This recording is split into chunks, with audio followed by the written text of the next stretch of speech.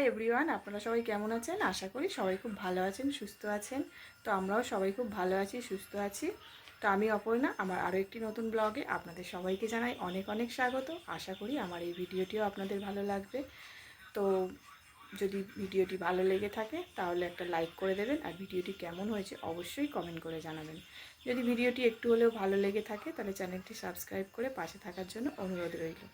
তো আজকে আপনাদের সঙ্গে আমার নিত্যদিনের কাজকর্ম শেয়ার করব না, আজকে আপনাদের সঙ্গে শেয়ার করব আমার ছোট্ট সোনা তুষের মানে ডেলি রুটিন। মানে ওকে আজকে সকাল থেকে রাত্রির পর্যন্ত কি কি খাওয়াই না খাওয়াই, কখন খাওয়াই, সেগুলোই আপনাদের সাথে আমি শেয়ার করব।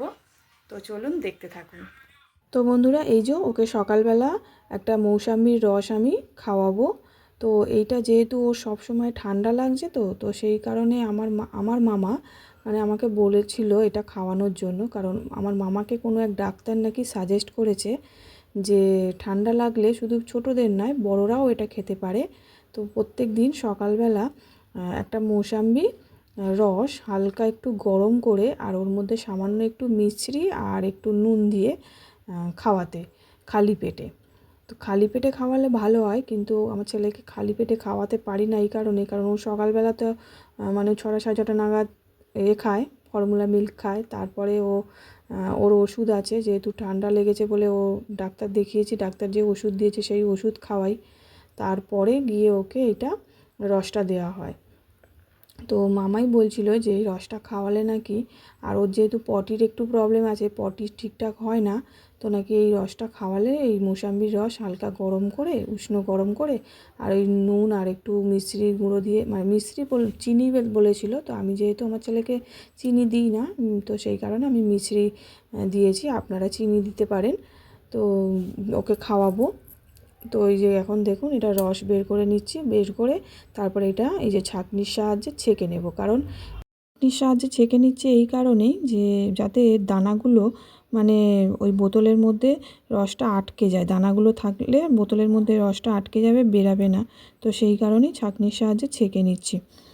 আর তারপরে এর মধ্যে একটু সামান্য মিছরির গুঁড়োও আমি দিয়ে দেব, আর দেব সামান্য একটু নুন। তো এই যে খুবই অল্প পরিমাণে দিয়েছি মিশ্রি, আপনারা চিনি দিতে পারেন। আর যদি লেবুর রসটা মিষ্টি থাকে তাহলে আপনারা কোনো কিছু না দিলেও চলবে, হালকা একটু গরম করে খেলেও হবে।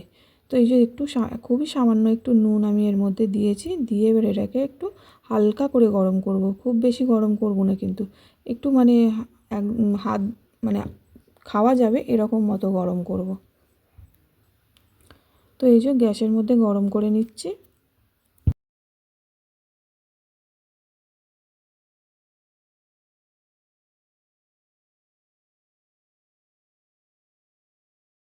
তো ওকে আমি এই বোতলের মধ্যে দেব। তো ওর লেবুর রস খেতে কিন্তু খুব ভালোবাসে, তো এই যে বোতলের মধ্যে করে আমি ওকে ভরে দেব।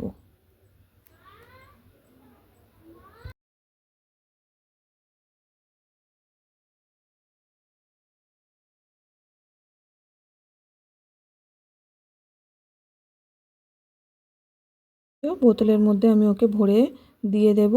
তো এখন এটা খেলে এর কিছুক্ষণ পর ওকে ব্রেকফাস্ট দেবো। তো এখন প্রায় ওই 9:30 মতো বাজে। তো এখন দেখুন ওকে ব্রেকফাস্ট দেব। তো সেই জন্য ব্রেকফাস্টটা রেডি করে নিয়েছি, কারণ এখনই তো লেবুর রসটা দিয়েছি, তো এখন সঙ্গে সঙ্গে দেবো না, এখন করে রাখছি। তো ওকে আজকে ব্রেকফাস্টে আমি সুজি বানিয়ে দেব। তো ওখানে তো দেখলেনই যে আমি 4-5টার মতো খেজুর হালকা একটু গরম জলে ভিজিয়ে রেখেছি। ভিজিয়ে রাখলে কি হয়, খেজুরগুলো নরম হয় আর খেজুরের পাল্পটা ভালো বের হয়।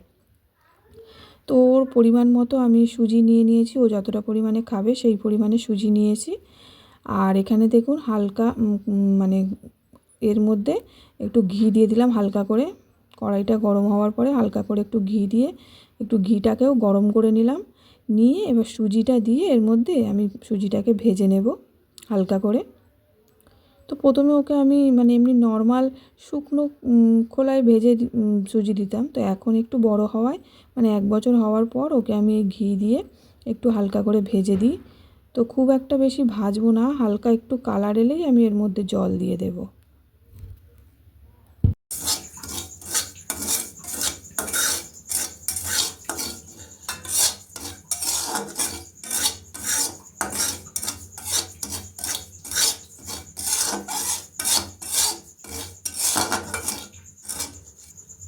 তো দেখুন সুজিটা হালকা কালার চলে এসছে। তো আমি এর মধ্যে এখন জল দেব।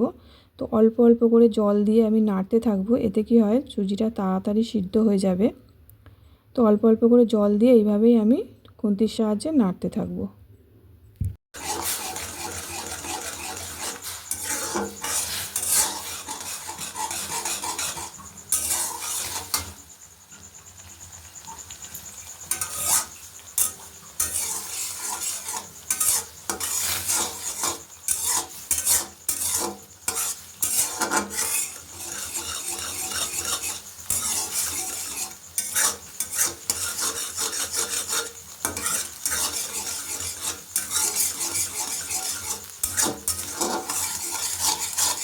তো আবারও একটু জল আমি অ্যাড করে দিলাম। তো এইভাবেই আমি করতে থাকবো।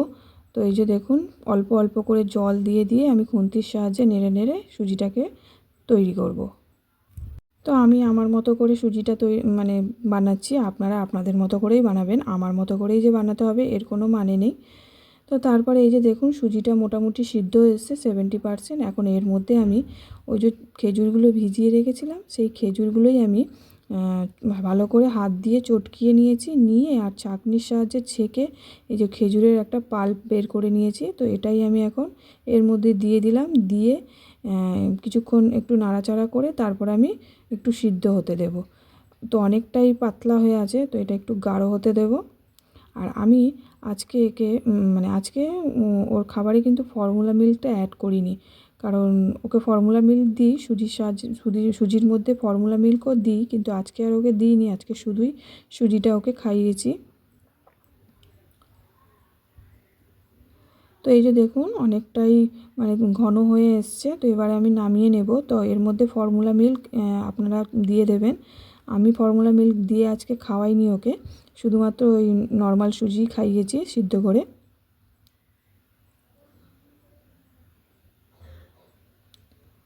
তো এই যে সুজি আমার রেডি হয়ে গেছে। আমার ছেলেকে সকালে আজকে ব্রেকফাস্টে এই সুজিই খাওয়াবো।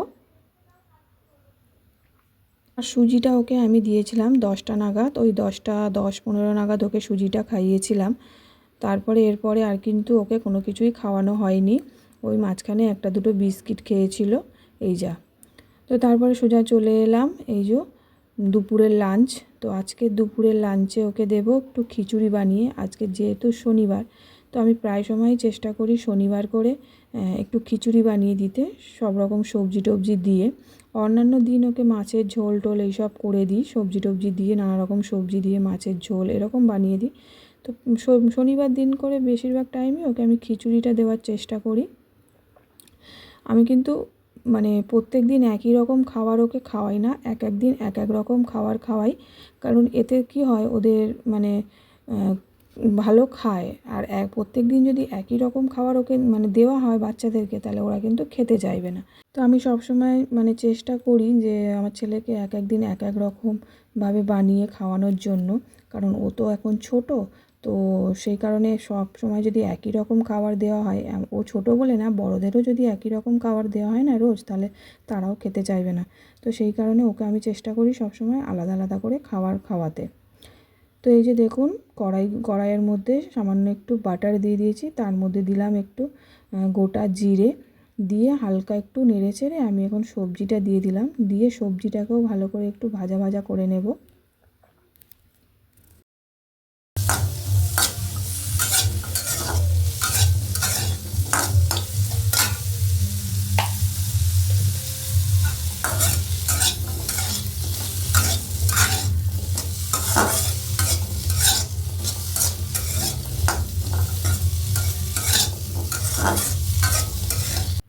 তো সবজিটা মোটামুটি আমার ভাজা হয়ে গেছে, খুব একটা বেশি ভাজবো না, হালকা করেই ভেজেছি।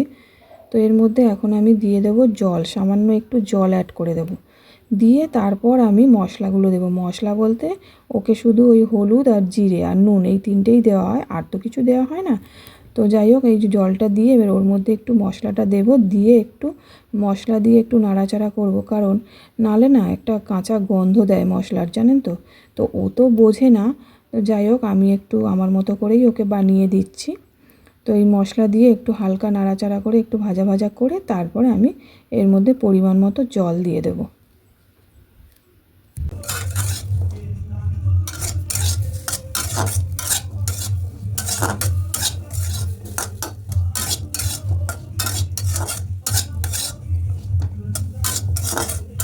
বেশিক্ষণ ভাজবো না, ওই 1 থেকে 2 মিনিটের মতো ভেজে নিয়েছি।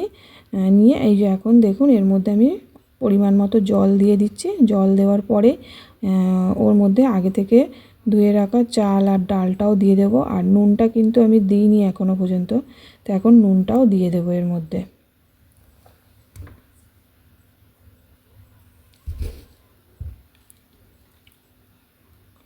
তো এই যে পরিমাণ মতো নুনও আমি ওর মধ্যে অ্যাড করে দিলাম।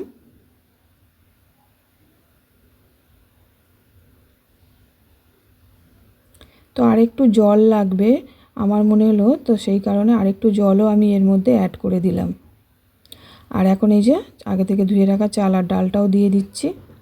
দিয়ে আমি এটাকে কিছুক্ষণ ঢেকে একদম লো ফ্লেমে, গ্যাসটাকে লো ফ্লেমে দিয়ে আমি ঢাকা দিয়ে রাখবো কিছুক্ষণের জন্য। তো এই যে দেখুন আমার ছেলের দুপুরের লাঞ্চ রেডি হয়ে গেছে।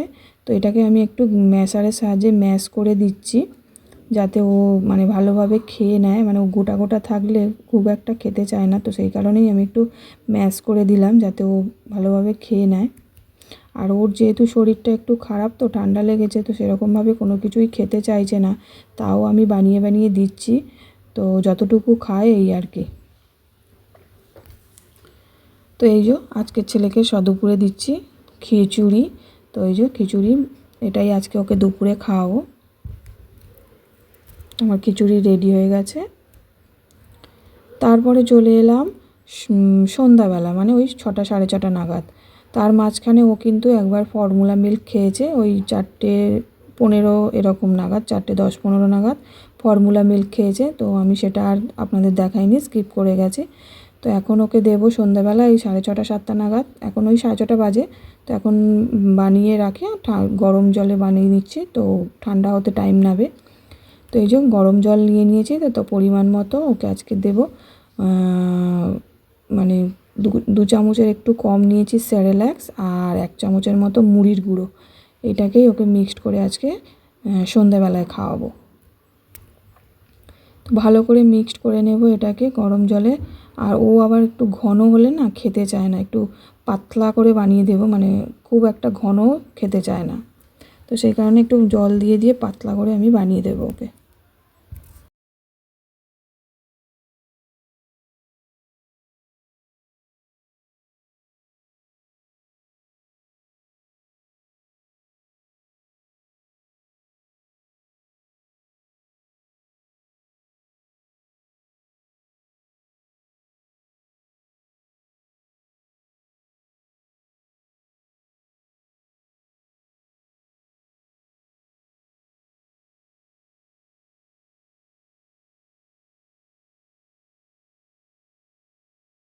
তো এই যে আমার ছেলে সন্ধ্যার টিফিন রেডি হয়ে গেছে। সন্ধ্যাবেলায় আজকে ওকে এটাই দেব। তারপর চলে এসেছি রাতের ডিনারে। তো রাতের ডিনারে ওকে কোনো দিন আমি রুটি, দুধ রুটি, কোনো দিন আমি তোমার ওটসের খিচুড়ি বানিয়ে এরকমভাবে দিই। তো আজকে ওকে দেব চাল আর মুগ ডাল দিয়ে, মানে মুগ ডালের একটা সেরেল্যাক্স। এটা হোমমেড নয়, এটা দোকান থেকেই কিনে নিয়ে এসেছিলাম। তো এই যে একটা কৌটোর মধ্যে ঢেলে রেখেছি, এটা একটা বক্সের মধ্যে ছিল, তো সেই কারণে একটা কৌটোর মধ্যে আমি ঢেলে রেখেছি। তো মানে ওর এক সময় মানে পটি হয়েছিল একবার, তো সেই সময় ডাক্তার দেখিয়েছিলাম। ডাক্তারকে জিজ্ঞাসা করে তো ডাক্তার এই জিনিসটা সাজেস্ট করেছিল।